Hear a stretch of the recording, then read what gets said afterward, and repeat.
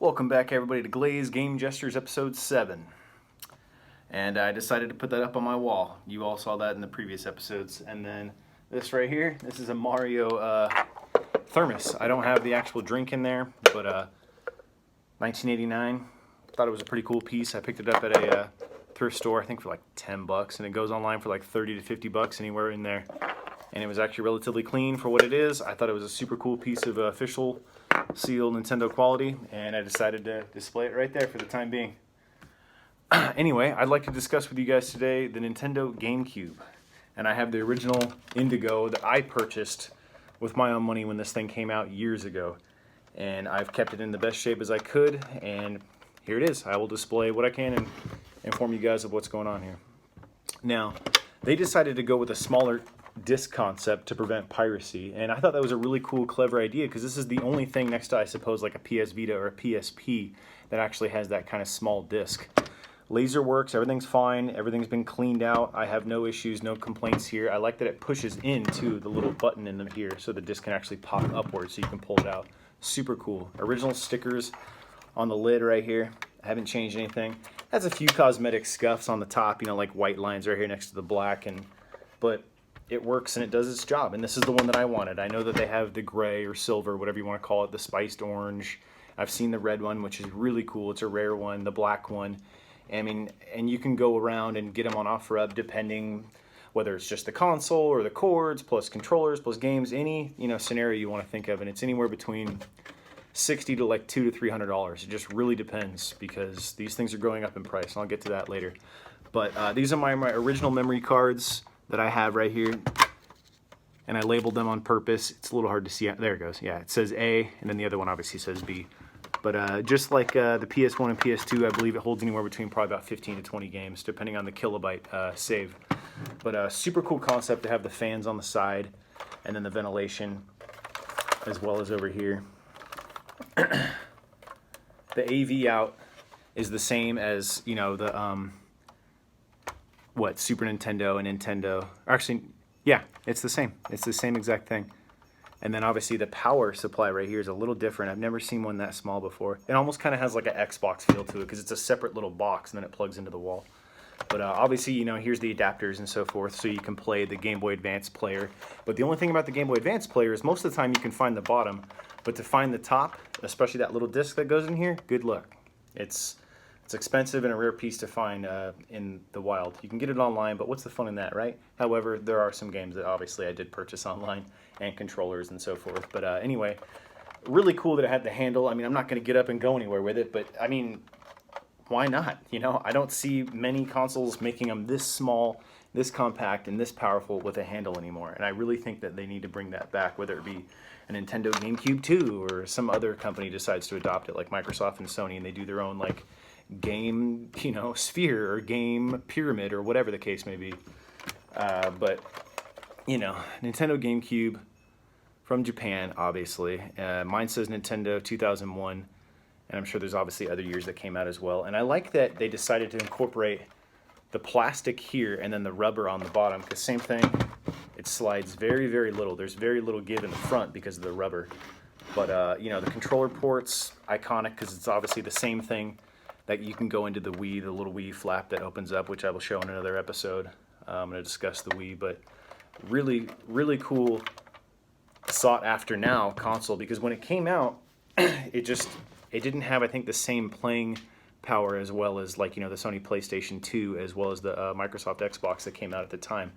Nintendo knows who their demographic is, which typically is like family games, or let's say maybe RPGs, some shooters in here and there, but they know who their demographic is as well as Sony and Xbox does, and you know, they obviously sold more compared to this, but this is one of those things that is sought after now.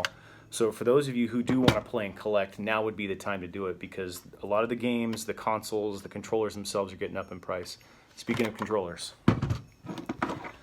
I have an original spiced orange, which my buddy had, and I obviously don't have a spiced orange console, which I would like to collect each color console eventually, which would be kind of cool. The only gripe I have about this one as of right now is the B button sticks. I don't know if that's common with the other colors at all, but to be honest with you, this is probably one of my favorite controllers next to the Super Nintendo controller. ergonomically feels right. I like how thick the legs are, the color coordination, as well as like how N64 decided to do their blood red and the blue and the yellow for Donkey Kong 64. Like, it's so cool that they decided to, you know, incorporate that for those who want to have a colorful system. And I like the color of the Z. I like that obviously the Z's up here, not like in the back like how the N64 controller was, which to me was kind of odd. But, you know, and it's cool that they only have one L and R instead of like the, you know, PS1, PS2 having the L and R 1 and 2. And then it's really cool that it was kind of similar to how the asymmetrical capabilities of the Xbox was too, but they didn't make very many. I don't even necessarily know if they made really any games that have the dual capability of both joysticks. The C is mostly C for camera, which allows you to obviously move the camera, and then there's just the one joystick. And I really like the rubber on it, and then there's like obviously an outer circle and inner circle and so forth. It's obviously nice to know that it's still the ABXY from the original Super Nintendo until now, obviously just, yeah, it's obviously misplaced compared to how the Super Nintendo controller was, but it's still the same buttons, they're just not in the same place. And it's cool that it's different feels to it, different colors, and the D-pad's very small. I think it's used very rarely in most of the games that I feel like I've personally played, but it's just the way that it feels, it clicks. This is one of my favorite controllers. You know, not because it's the spiced orange or anything, but just the way that the GameCube controller is. It just feels good. I love this controller. Even the third-party ones by Mad Catz, you know, rest in peace. That was a very short-lived company, but you know, their controllers were a little larger than those, and I liked the side grip that they have, the rubber. I'll definitely get one of those eventually. But here's my silver controller. Same exact thing. Feels just right. Luckily, my B button works here. I have another silver controller where the joystick and a C stick, the top rubbers were kind of coming off. So what I did was I took them off and I just super glued it. You can tell it's kind of Frankensteined, but it does its job. It works. You know, it's the official Nintendo GameCube controller. The official label is there. You know, it doesn't say nothing, because I had a white one that was a third-party controller that had nothing, and I'm like, oh, this doesn't feel right at all. But anyway,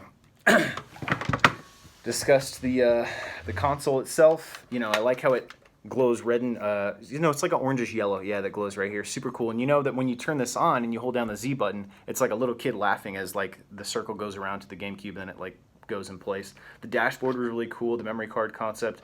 This is just, it's a really cool, great, underrated console. Now I feel like it's kind of overrated. That's why people have noticed that. That's why it's becoming more expensive. But at the time, this thing, you know, was highly overlooked, and now it's just like the Dreamcast. It's one of those things that's just going to, you know, go up in price. So for those of you who want to play and get one as soon as you can. Now I'm going to discuss some games that I got. These are the games that I've kind of collected over the years. I've obviously had more, and then at some point I've obviously had less as well, because I decided to trade. I wish I would have held on to all those. Like I had Luigi's Mansion. I beat it probably 7 or 8 times. I kept getting the same high score, the same money. I expected to, you know, achieve more money or earn like a different type of gameplay, but it was the same result every time. I played Resident Evil 4, which was 2 discs, and I loved that game. That was probably one of my first experiences playing Resident Evil. And really got into it. I even liked the merchant, you know, what are you buying? You know, like a flasher looking guy, but it was a really cool, yeah, that was a fun game. Mario Tennis was fun. I had, you know, Mario Sunshine, and the list goes on. I had so many more games, but this is what I have as of right now. A recent pickup, Time Splitters 2. I know they converted it to Xbox, and I believe PS2 as well, but this is a really cool run and gun shooter. I like how right off the bat, they just throw you into the game. You know, and I put it on the hard mode, and I think this is actually a picture of like the first level. You're in the snow, and there's like these facilities, and you got to watch out for the cameras and these guys. And I think I barely get past that on hard mode. I should probably play it on normal, but before I decide to just go in there and play. You know, the guy's name is Cortez. Super cool. It's kind of quirky and fun. You know, you use portals to go through regions of like the Cold War and 1920s, and it's a really cool game. I highly recommend this. It's a run and gun, like I said, made by Eidos. And I would even say that it's relatively close to GoldenEye, but with like a quirky, comedic aspect to it. It's a really, really fun game. And it's a 4-player, and on multiplayer back then, whether it be via LAN or, you know, with your buddies, this thing it's fun. Tales of Symphonia. Yeah, I picked this up for $30 a little while ago. A buddy of mine was like, yo, you can play this co-op. And I was like, no. So we figured it out. We were playing co-op, and we beat it. And you can essentially, obviously, just like any other game, you can keep playing it, and then once you beat it, you get that option of having credits, and you can double your XP next game, or you can quadruple your money next game, and so forth. There's all these little perks, but it's a long game. It's really fun. It's very well story driven. There's 4 different characters. You play as Lloyd initially, and then there's 3 other characters you can play as. And this is obviously one of many of the other Tales games that they have, and this is the one that's on GameCube. It's my player's choice. I could care less whether it's the yellow label or not. The fact that, like I've mentioned before, I'm playing it and you guys want to play it as well. This is a really fun JRPG. Like I said, very well story driven. Really cool upgrades to your weapons and clothes, and it's just, I don't really want to give the story away. This is a highly recommended game. It was cheap then. I don't know how much it is now. I'm sure it's gone up in price, just like Skies of Arcadia and other sought-after RPGs. But anyway, I lucked out with this one. We all know this one, or we should, right? Who love their fighters or their brawlers, whatever you want to call them. But Super Smash Bros. Melee. This is one of my favorites compared to, obviously, the original. But the original I felt like was a little too slow. The mechanics on this is a lot more fast. There's teching involved. There's the adventure mode. There's much more characters. I like that they incorporated the Fire Emblem characters and other hidden characters that you can involve into your gameplay. It's 4 players, just like how the N64 one was. Super cool. I picked it up for $30. It's CIB. I have the manual. It was $30 on offer maybe like a year ago. I lucked out there, and I'm happy to have it. Star Fox Adventures. Hear me out. A lot of people like the Assault because it's more or less close to the Super Nintendo one as well as the N64 one, which the N64 one is one of my favorite ones. But this one, I think I picked up at GameStop when they still sold old games a while ago for maybe like $12-15. And I could care less whether it's a reproduction kind of a sleeve that goes within, the artwork. I don't have the manual at the moment, but I do know that it's an original GameCube case because it says it right there. The disc is fine, and it's really cool the fact that you're out of the cockpit. It's story-driven, much more so than I feel like any of the other Star Fox games. And you're trying to protect these planets from the dinosaur onslaught. And you have this staff. You can get magic. You can jump with your staff. I mean, it's the bosses were relatively easy per se, a little difficult. I had to YouTube a couple tutorials here and there. It's 1 player. It's like an action platformer. It was hard. It was fun. It was intuitive. I enjoyed it for what it was. It took me years to beat because I finally was like, you know what, I got to sit down and do this, and I'm glad I did. Highly recommend it. I still don't think it's very expensive at the moment compared to Star Fox Assault, the one we were actually in the cockpit shooting, but very cool game. Sonic Mega Collection. Why not, And this is a really fun one because you have 1, 2, 3 Spinball, 3D. I love this one. And I think I'm still stuck on the last boss, I think on 3.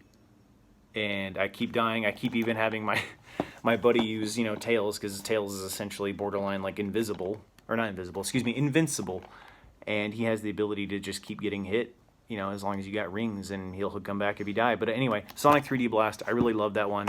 Who doesn't love Knuckles? Come on, the Echidna, Dr. Robotnik, Mean Bean Machine, it was a great buy. I think I got it for maybe $10-12 when it came out at the time. It was a player's choice. I'm pretty sure I probably same thing got it at GameStop years ago.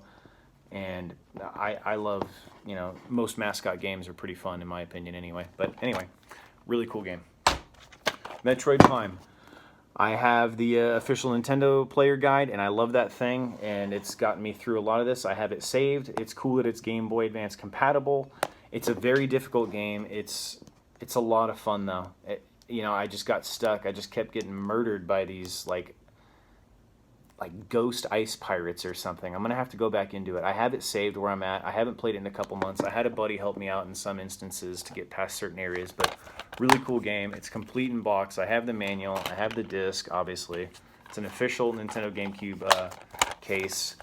Very, very cool game. They obviously have the Metroid Prime Echoes and, Metroid Prime, 2, I believe, on a GameCube as well. And, this is the black label, which I think is a little cooler than the yellow, but I mean, who cares? You're going to play the game anyway, right? But very cool. In some instances, stealthy, kind of run and gunny, action platformer. We all know, Metroid, right? From the original Nintendo to Super Nintendo and so on. But this is a really, really cool game. If anyone ever gets the chance to play this, please do. I highly recommend an official strategy guide too, if you can, because you're gonna need it. It's really difficult. Mega Man, same thing. Just like the Sonic Mega Collection, there's a bunch of Mega Mans on here, and I think I've gotten through 1, 2, and maybe 3. I haven't played the other ones. I'm gonna have to go back and play through it. It's essentially just a higher definition per se version of the original Nintendo ones. And there's definitely a lot of hidden secrets in this one if you continue to beat the game, as well as the Sonic ones. If you beat certain games, you're going to get artwork and concept designs and documentaries or whatever within the disc, which I need to do.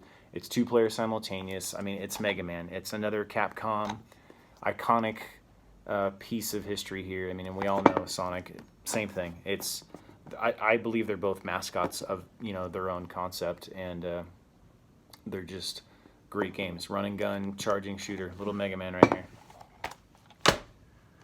I am very happy to say that I own this. At the time, probably a year ago or so, I paid about $140 because it was missing the manual.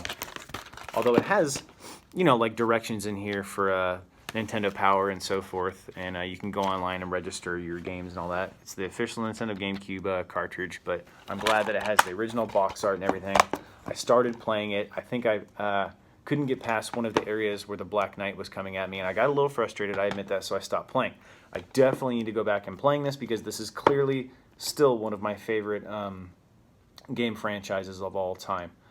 And it's Game Boy Advance compatible, which is really cool. There's different concepts compared to the 16-bit, or 32-bit, excuse me, ones that are on the Game Boy Advance. It's more or less like an isometric view.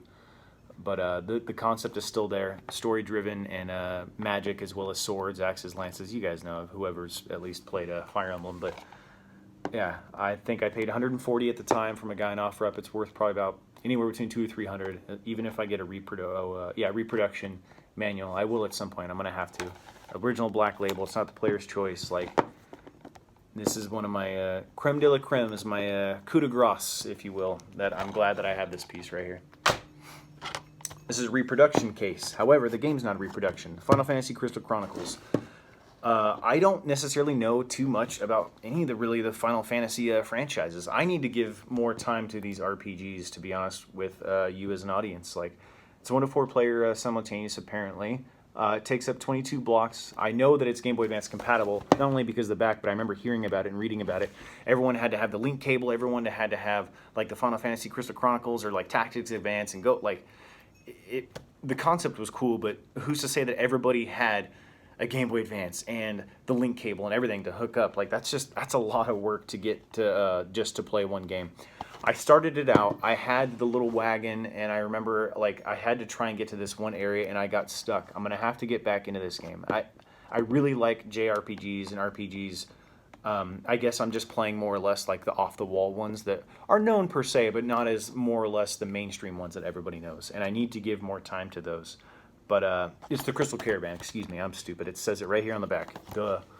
But a really, really cool game. I liked the concept and the graphics and the color, but I just haven't given it enough time. And it's Square Enix. Square's made a lot of great games. We all know that. Anyway, Crystal Chronicles right here.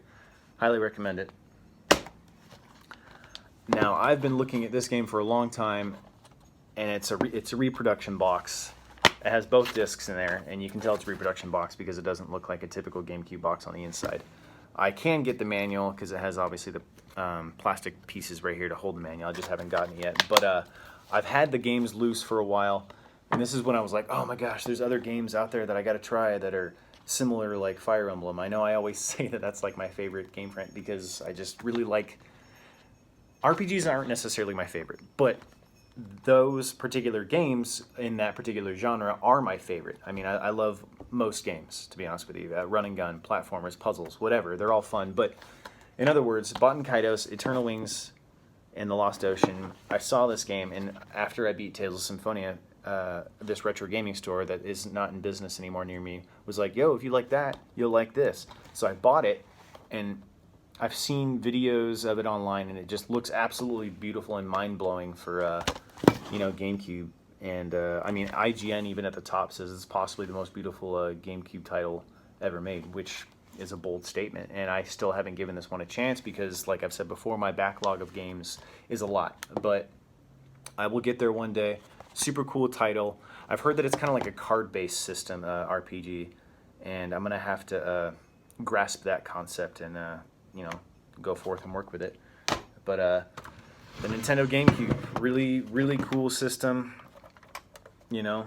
And I know that you can mod these things with, I believe it's like an X chip or an XZ mod chip or something. In other words, you solder some a chip down here, you take out the memory card, and it's like a 64 to 120 gigabyte memory card, and then I think you can put anywhere between about 80 to 100 games on here, which you could mod, but I'd rather not mod my original. I'd rather purchase another one to mod and then keep the original.